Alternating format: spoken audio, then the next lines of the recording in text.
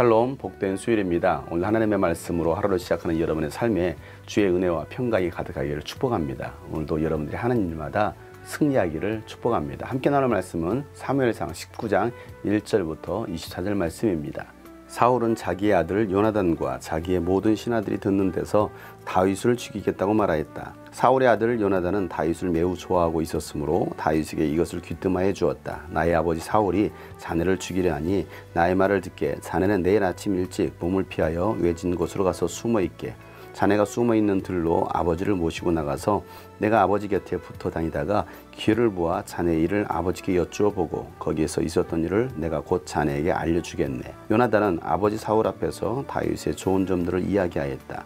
그는 사울에게 말하였다. 아버지께서는 아버지의 신하 다윗을 해치려 가십니다만 이런 죄를 지으시면 안 됩니다. 다윗은 아버지께 죄를 지은 일이 없습니다. 오히려 다윗은 아버지를 도와서 아주 좋은 일들만 했습니다. 그는 자기 목숨을 아끼지 않고 블레셋 장군을 쳐 죽였고 그래서 주님께서 온 이스라엘에게 이렇게 큰 승리를 안겨주셨습니다. 아버지께서도 그것을 직접 보고 기뻐하셨습니다. 그런데 지금 무엇 때문에 이유도 없이 다윗을 죽여 죄 없는 피를 흘려 죄를 지으려 가십니까? 사울이 요나단의 말을 듣고 맹세하였다. 그래, 주님께서 확실히 살아계심을 두고 맹세하마. 내가 결코 다윗을 죽이지 않겠다. 요나단이 다윗을 불러다가 이 모든 일을 알려주고 나서 다윗을 사울에게 데리고 가서 전처럼 왕을 모시게 하였다. 또 전쟁이 일어나니 다윗은 출전하여 블레셋 사람들과 싸웠다.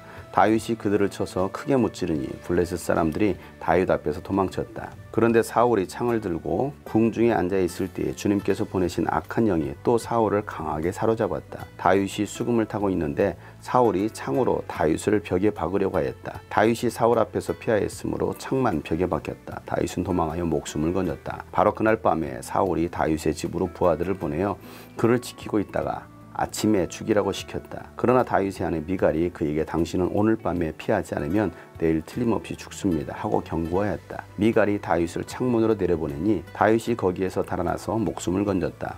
한편 미갈은 집안에 있는 우상을 가져다가 침대에 누이고 그 머리에는 염소털로 짠 망을 씌우고 그 몸에는 옷을 입혔다. 사울의 부하들이 다윗을 잡으러 오자 미갈은 남편이 병이 들어서 누워있다고 말하였다. 그러자 사울은 다윗이 정말 아픈지 확인하여 보라고 그 부하들을 다시 보내면서 자기가 직접 죽일 터이니 그를 침대째로 자기에게 들고 오라고 하였다. 부하들이 와서 보니 침대에는 집안에 있던 우상이 누워 있었다. 머리에 염소털로 짠 망을 씌운 채 뉘어 놓은 것이었다. 사울이 미갈에게 호통을 쳤다. 네가 왜 나를 속이고 원수가 빠져나가서 살아날 수 있게 하였느냐? 그러자 미갈은 다윗을 빠져나가지 못하게 했다가는 다윗이 자기를 죽였을 것이라고 사울에게 대답하였다. 다윗은 그렇게 달아나서 살아난 다음에 라마로 사무엘을 찾아가서 그동안 사울이 자기에게 한 일을 모두 이야기하였다. 그러자 사무엘은 곧 다윗을 데리고 나요스로 가서 살았다. 다윗이 라마의 나요스에 있다는 소식이 곧 사울에게 들어갔다. 사울은 다윗을 잡아오라고 부하들을 보냈다. 그들이 가서 보니 예언자들 한 무리가 사무엘 앞에서 춤추고 소리치며 예언을 하고 있었다. 그 순간 그 부하들에게도 하나님의 영이 내리니 그들도 춤추고 소리치며 예언을 하였다. 사람들이 사울에게 이 소식을 알리니 사울이 다른 부하들을 보냈으나 그들도 춤추고 소리치면서 예언을 하는 것이었다. 사울이 다시 세 번째로 부하들을 보내니 그들도 마찬가지로 춤추고 소리치며 예언을 하였다. 드디어 사울이 직접 라마로 갔다. 그는 세구에 있는 큰 우물에 이르러 사무엘과 다윗이 어디에 있는지를 물었다. 사람들은 그 두 사람이 라마의 나요스에 있다고 대답하였다.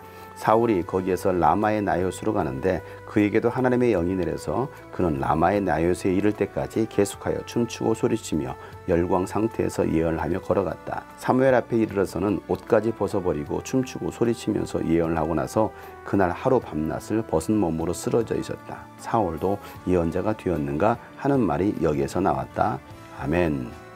다윗을 향한 사울의 시기와 미움은 극에 달합니다. 하나님이 함께하고 성령 충만함이 있어야 용서하고 사랑할 수 있는데 사울은 이미 하나님의 영이 떠났습니다. 그에겐 사랑은커녕 인간적인 마음도 없습니다. 그래서 충군인 다윗을 죽이려고 군사들과 아들 요나단에게 지시를 합니다. 그러나 요나단은 다윗을 영적으로 사랑했습니다. 그래서 요나단은 아버지가 다윗을 죽이려 한다는 말을 미리 해주고 숨어 있으라고 말을 합니다. 그리고 그 다음 날 요나단은 사울을 만나 다윗을 칭찬합니다. 그리고 다윗을 죽이려는 것은 범죄하는 일이라고 말을 합니다. 다윗이 자기 생명을 아끼지 않고 골리앗을 죽였고 하나님께서 큰 승리를 이루어 주셔서 큰 구원을 이루신 것을 왕이 보고 기뻐했는데 왜 이유 없이 다윗을 죽여 범죄하려고 하느냐라고 사울에게 말합니다. 요나단도 왕의 명령을 어기며 다윗의 편을 들고 있는 것입니다. 믿음의 동역자는 지체들이 어려움에 빠져 있을 때에 나몰라라 하는 사람이 아니라 내 일인 양 도와주고 섬기는 사람입니다.